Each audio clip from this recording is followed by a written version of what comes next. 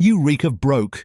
This building's getting a better class of tenants soon. And it isn't you, Vanessa said, loud enough that the whole lobby of Aldergate House heard it. I just looked at her. I didn't cry, didn't shout, because in 9 days, none of it was going to matter. Vanessa Price managed our block for Hallworth Lettings. For 2 years, she'd made my life a small, daily misery. Parcels accidentally left outside my door, rent payments that mysteriously glitched on the portal so I'd get a late fee, comments about my job dropped in front of neighbours in the lobby. That day it was the arrears email, £12 because her portal had double charged me the month before and refunded it a day late. Some of us actually pay attention to our finances, Priya, she said, folder hugged to her chest like a trophy. Maybe try that. Here's what Vanessa didn't know.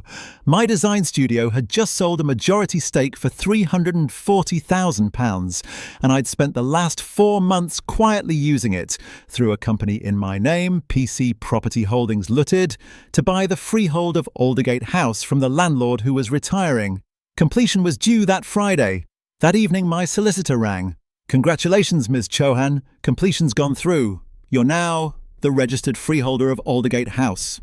I hadn't told a single person in that building. Vanessa didn't slow down. 2 days later, she posted a Section 21 notice through my door. Persistent late payment, citing the exact £12 her own system had caused. I run this building for the new owner now, she told me in the corridor, arms crossed, delighted with herself.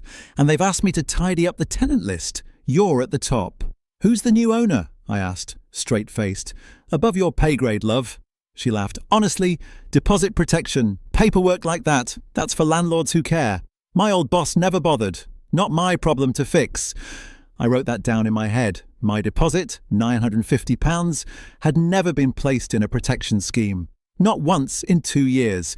That's a breach of Section 213 of the Housing Act 2004, and it meant any Section 21 she served was invalid before she'd even printed it. She had no idea. Thursday, she called a mandatory meeting for every tenant in the block to introduce herself as representing the new landlord, and she told me privately with a smile, to make things official for you, specifically. I'll be there, I said. She had no idea what for. That night I printed the land registry title, the completion statement, and a letter my solicitor drafted terminating Hallworth Lettings' management contract with immediate effect. I put on the navy suit I hadn't worn since my last investor pitch, and I walked into that meeting room early.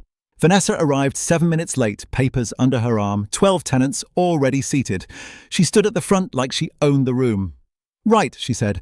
I'm here on behalf of the new freeholder to formalise a few changes, starting with flat 14.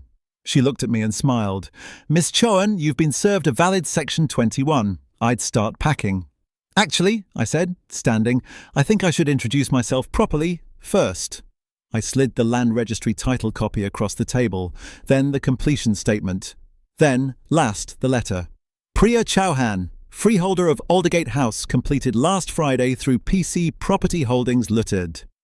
The room went silent. Vanessa picked up the title deed like it might be a joke, and her face changed when she realised it wasn't. That's not... You can't be the... I can and I am. Which means that Section 21 you're so proud of is doubly dead. Not just invalid because you never protected my deposit under the Housing Act, which is a breach on its own, but invalid because you served notice on behalf of a landlord who no longer exists, from a landlord who is currently sitting in front of you. Nobody told me the sale had... No, I said. You told 12 people I was contaminating a building I own. So, here's the last piece of paperwork. I passed her the letter. Hallworth Lettings' management contract is terminated, effective today. You can collect your things from the office by 5. Someone near the back, Mr. Okafor from flat 6, whose bin she'd blamed on him for a month, actually laughed out loud. Vanessa's mouth opened and nothing came out. The folder she'd been clutching like armour the whole story was still under her arm. Useless now. You said this building needed a better class of tenant, I said. Turns out it just needed a better class of landlord. I didn't shout it. I didn't need to.